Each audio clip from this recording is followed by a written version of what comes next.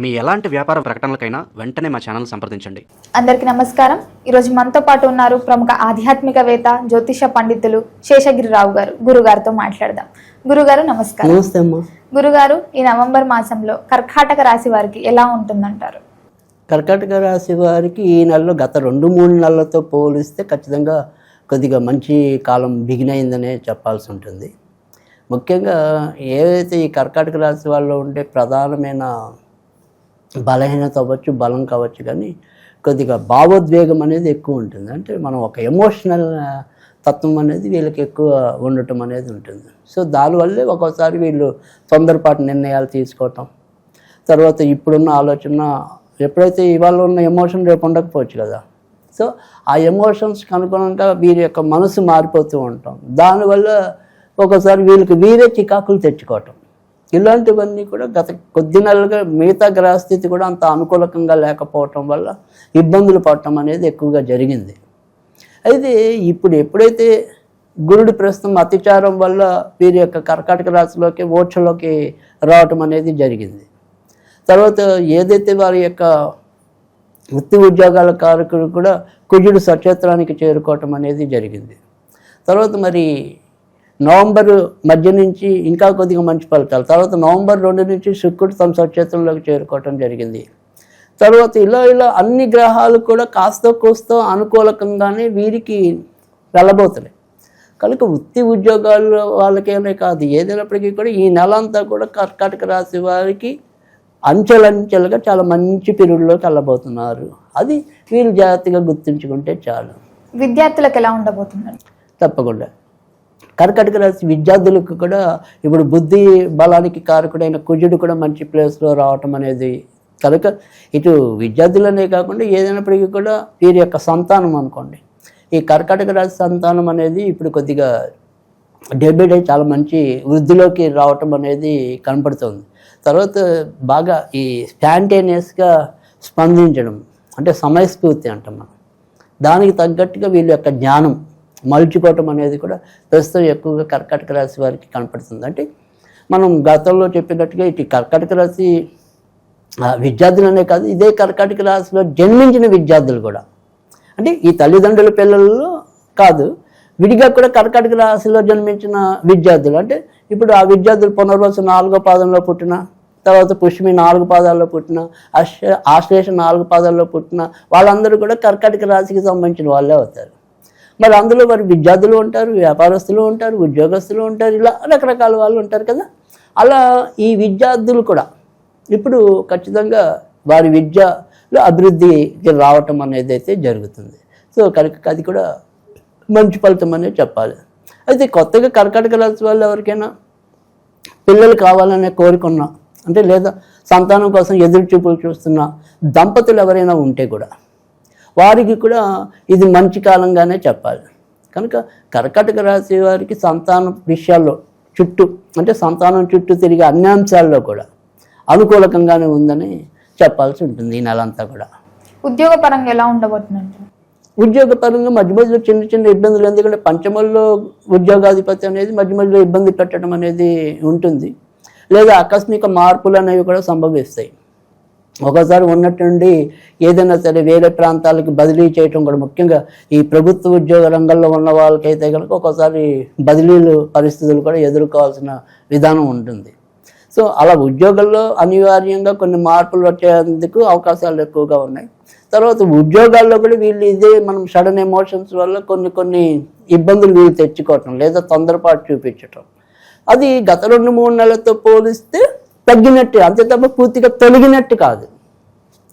అంతకుముందుతో మనం కంపేర్ చేసుకుంటే ఓకే, చాలా మటుకు అది నయమైంది ఆ జబ్బు అనేది. సో కానీ ఇంకా మూలం ఉంది. సో ఆ మూలం తొలగడానికి ఇంకా కొద్దిగా టైం పడుతుంది, కానీ ఖచ్చితంగా ఉన్నంతలో అయితే ఇది మంచి పీరియడ్ కానీ మనం ఉద్యోగులకి చెప్పాలి. సరే, ఉద్యోగం ఒకవేళ కొత్తగా రావాలంటే వస్తుందా? సరే, ఉన్న వాళ్ళకైతే ఆకస్మికంగా మార్పులు అన్నాం, లేదా ఉన్నటువంటి తొందరపాటు అన్నాం. సరే, మరి కొత్తగా మన నిరుద్యోగుల పరిస్థితి ఏంటి అనేది ఉంటుంది. సో నిరుద్యోగులకి కూడా ఖచ్చితంగా ఇది మంచి కాలమే, కొద్దిగా గ్యారంటీగా ఉద్యోగస్తులు అయ్యే పరిస్థితులు కూడా ఎక్కువ ఉన్నాయి. అయితే ప్రత్యేక సూచన ఏంటంటే ఉన్న చోట కాకుండా కొద్దిగా వేరే వేరే చోట అయితేనే ఉద్యోగాలు వచ్చే అవకాశాలు ఎక్కువ ఉన్నాయి. కాదండి నేను ఊరు కదలనండి, నేను ఇక్కడే ఉంటానండి అంటే చెప్పలేము. సో అవకాశాలు ఆలస్యం అవ్వచ్చు. అలా కాకుండా నేను ఎక్కడికి వెళ్ళడానికైనా సిద్ధమే, నాకు కావాల్సిన ఉద్యోగం అనే భావన ఎవరికైతే ఉందో వాళ్ళు తప్పకుండా విజయం సాధిస్తారు. సో అందుకని ఆ రకంగా ఉద్యోగస్తులకైతే ఇబ్బంది లేదు. ఈ పెళ్లి కాని వాళ్ళకి ఈ మాసం అన్న పెళ్లి యోగం ఉందంటారా గురుజీ? కొద్దిగా పెళ్ళి కాని వారి పరిస్థితి మాత్రం కొద్దిగా అంతంత మాత్రంగానే కనపడుతుంది. ఎందుకంటే వీరికి పెళ్ళికి సంబంధించిన గ్రహము శని అవ్వటం అనేది, తర్వాత ఇందులో మనకి ఈ ఆశ్లేష, తర్వాత పుష్యమి, పునర్వసు. ఇందులో పుష్యమి నక్షత్రం కొద్దిగా పెళ్ళికి ఇబ్బంది పెట్టే నక్షత్రం. అంటే ఆల్రెడీ పెళ్ళి అయిపోయిన వాళ్ళకి కూడా ఒక్కోసారి ఇబ్బందులు ఉంటాయి. పుష్యమి నక్షత్రంలో ఉంటే ఈ సాంసారిక జీవితంలో ఎంతో కొంత మధురిమ తక్కువ ఉంటుంది. సరే, ఇంకా కొత్తగా పెళ్లి కావాల్సిన వాళ్ళ పరిస్థితి కూడా ఇప్పుడు ఏదైతే మనకి ఈ శని వక్రంలో ఉన్నాడు, అంటే వీళ్ళ వివాహకారకుడు వక్రంలో ఉన్నాడు, కాకపోతే భాగ్యస్థానంలో సంచరిస్తున్నాడు కాబట్టి పెళ్ళి అవటం అనేది ఒక అదృష్టం. అయ్యాక అంత ఇబ్బంది ఉండదు. సో అది కొద్దిగా ఇబ్బందిగానే వీళ్ళకి గోచరిస్తుంది. సరే, ఒకవేళ ఈ పెళ్ళి అనేది కొంత ఇబ్బంది పడుతున్న కర్కాటక రాశి వాళ్ళు ఎవరైనా ఉంటే కనుక ఒక 8 శనివారాలు ఆంజనేయుడికి తమలపాకులతో కానీ సింధూరంతో కానీ కొద్దిగా అర్చన చేస్తే ఏదైనా ఒకంత ముందుకెళ్ళే అవకాశాలు ఉంటాయి. సో కొత్తగా పెళ్ళి కావాల్సిన కొద్దిగా కష్టం ఉంటుంది. ఓకే గురూజీ, కుటుంబ పరంగా ఎలా ఉంటుందంటారు ఈ కర్కాటక రాశి వారికి? కుటుంబ పరంగా కూడా ఇప్పుడు ఏదప్పటికీ కూడా ఈ శని మనం వివాహకారకుడను ఆయన వక్రంలో ఉన్నాడని కూడా చెప్పాం. అయితే కానీ అయినప్పటికీ కూడా అది మరీ చెడు స్థానం కాకపోవటం వల్ల ఏంటంటే ఓకే, వీళ్ళకి కూడా మిగతా రాసులలాగానే కొద్దిగా ఆ తాత్కాలికంగా వచ్చినప్పటికీ కూడా మళ్ళీ ఒకళ్ళొకళ్ళు అర్థం చేసుకునే ప్రయత్నం అనేది అయితే ఉంటుంది. మూర్ఖంగా మా మాటే నగ్గాలని అటు ఆ భర్త కానీ ఇటు భార్య కానీ ఉండకపోవచ్చు. ఎంతో కొంత మళ్ళీ ఇద్దరు కూడా కాంప్రమైజ్ అయ్యి వెళ్ళటం అనేది అయితే ఉంటుంది. అసలు గొడవలు రాకుండా ఉండే పరిస్థితి లేదు. ఎందుకంటే శని కొద్దిగా మధ్య మధ్యలో ఇబ్బందులు సృష్టించడం, అంటే ముఖ్యంగా ఏమవుతుందంటే ఇటు జీవిత భాగస్వాముల యొక్క, అంటే భార్య అవ్వచ్చు భర్త అవ్వచ్చు, వాళ్ళ యొక్క తల్లిదండ్రుల ప్రవర్తన కానీ వాళ్ళ యొక్క ఆరోగ్య విషయాలు కానీ అవి కొద్దిగా వీళ్ళిద్దరి మీద కూడా ప్రభావం చూపిస్తాయి. సో దానివల్ల కూడా వీళ్ళిద్దరూ ఒక్కోసారి వాదించుకోవడం కానీ కలహించుకోవడం కానీ జరగచ్చు. అంటే సాధారణంగా ఈ నెలంతా కూడా ఈ కర్కాటక రాశి వాళ్ళకి వచ్చే ఇబ్బందులు భార్య భర్తలు వాళ్ళ స్వయంగా వచ్చేవి కాదు, ఇతరుల రూపేణ వీళ్ళిద్దరూ ఏదైనా సరే మాట అనుకోవటం అంతే తప్ప, అంటే థర్డ్ పార్టీ ప్రమేయంతో తప్ప వీళ్ళుగా వచ్చే ఇబ్బందులు తక్కువ. ఈ కర్కాటక రాశి వారికి ఈ మాసంలో ఆరోగ్యపరంగా ఎలా ఉంటుందంటారు? అలాగే మరి ఆరోగ్యపరంగా ఏదైనా సమస్య వస్తే ఎలాంటి జాగ్రత్తలు తీసుకోవాలని చెప్తారు? అంటే ఇక్కడ ఆరోగ్యపరంగా ప్రస్తుతం అయితే కుజుడు కొద్దిగా మంచి ప్లేస్లోనే సంచరిస్తున్నాడు. అనారోగ్యం అనేది చిన్న చిన్న అనారోగ్యాలే ఉంటాయి. అది కూడా ఏదైనా సరే ఈ ఇన్ఫెక్షన్స్ కానీ ఈ ఎలర్జీ, అంటే ఏదైనా సరే కొద్దిగా ఏమంటారు గాలి ఒక్కోసారి పడకపోవచ్చు, డస్ట్ కొంతమందికి ఒక్కోసారి పడకపోవచ్చు.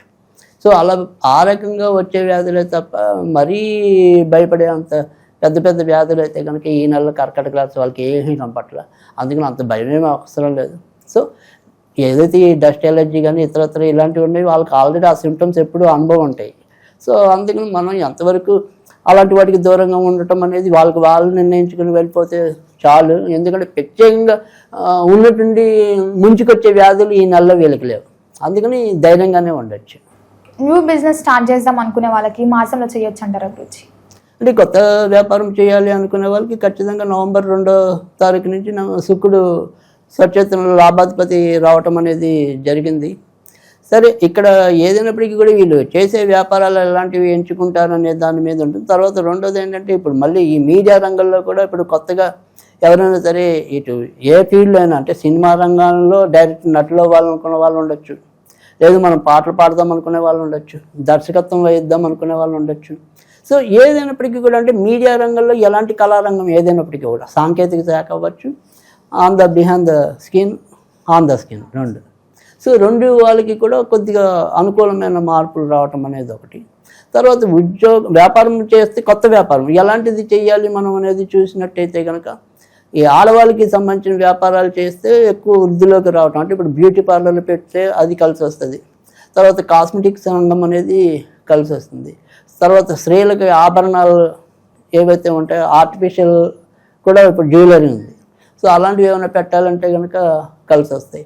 తర్వాత మెడికల్ ఫీల్డ్లో ఉన్న వాళ్ళకి పనికి వస్తాయి. అంటే ఇటు వైద్య రంగంలో అంటే డైరెక్ట్ డాక్టర్లనే కాదు, సో మనం మందుల షాపులు ఇలా మెడికల్, సో సర్జికల్ ఎక్విప్మెంట్స్, ఇలా మెడికల్ రంగంలో ఉన్న వారందరికీ కూడా మంచి ఫలితాలు ఉంటాయి. సో అందుకని వ్యాపారంలో కనుక కొద్దిగా ఇలాంటి ప్రణాళిక చేసుకుంటే మరింత లాభం ఉంటుంది. ఓకే గురూజీ, ఈ కర్కాటక రాశి వాళ్ళకి ఎలాంటి రోజులు కలిసి వస్తాయి, ఏ వారాలు, ఏ దైవారాధన అనుకూలంగా ఉంటుందో చెప్పండి గురూజీ. కర్కాటక రాశి వారికి అంతా కూడా ఈ నెలలో ఏదైనా సరే కొంత ఇబ్బంది పెట్టడం అనేది ఏదైనా ఉంటే అది బుధుడు వల్ల అవటం అనేది ఉంటుంది. కనుక బుధుడు మనకి ఏదైనప్పటికీ కూడా వీళ్ళు బుధవారాల పూట కొద్దిగా వినాయకుడికి సంబంధించిన పూజలు చేసుకున్నట్టయితే కనుక ఖచ్చితంగా మంచి ఫలితాలు ఉంటాయి. ఇక సోమవారము, గురువారము, శుక్రవారం బాగా కలిసి వచ్చే రోజులని చెప్పాలి. అలాగే బుధుడు రంగు ఆకుపచ్చ కనుక ఈ నెల ఆకుపచ్చ రంగుకి, ముఖ్యంగా ముదురు ఆకుపచ్చ రంగుకి వీళ్ళు దూరంగా ఉండాలి. సో ఈ నెల అంతా కూడా కొద్దిగా ఇబ్బంది పెట్టేది ఏదైనా ఉంటే అది బుధగ్రహం వల్ల అవటం అనేది ఉంటుంది. సో అందుకని ఆ రంగుకి సంబంధించిన వరకు దూరంగా ఉండాలి. సరే, మనం ఒకవేళ వినాయకుడి గుడికి వెళ్ళటం అది వస్తే వినాయకుడికి అంటే తీరిక నేననేది ఆ సౌలభ్యం ఉంటే వినాయకుడి గుడికి వెళ్తూ ఉంటాం. లేదు అంటే సంకటనాశక గణపతి స్తోత్రం అని ఉంటుంది, ఓం ప్రణమ్య శిరసాదేవం అని. సో అది చదువుకోవటం అనేది ఒక పద్ధతి. లేదు చాలా తేలిగ్గా అందరికీ తెలిసిన మాత్రం ఓం గం గణపతియే నమః, ఓం గం గణపతియే నమః అనేది చదువుకున్నా కూడా సరిపోతుంది. ఆ రకంగా చేసుకుంటే సరిపోతుంది. ఓకే గురూజీ, మొత్తం మీద ఈ కర్కాటక రాశి వారికి ఈ మాసం అంతా ఎలా ఉంటుందో తెలియజేసినందుకు ధన్యవాదాలు గురూజీ.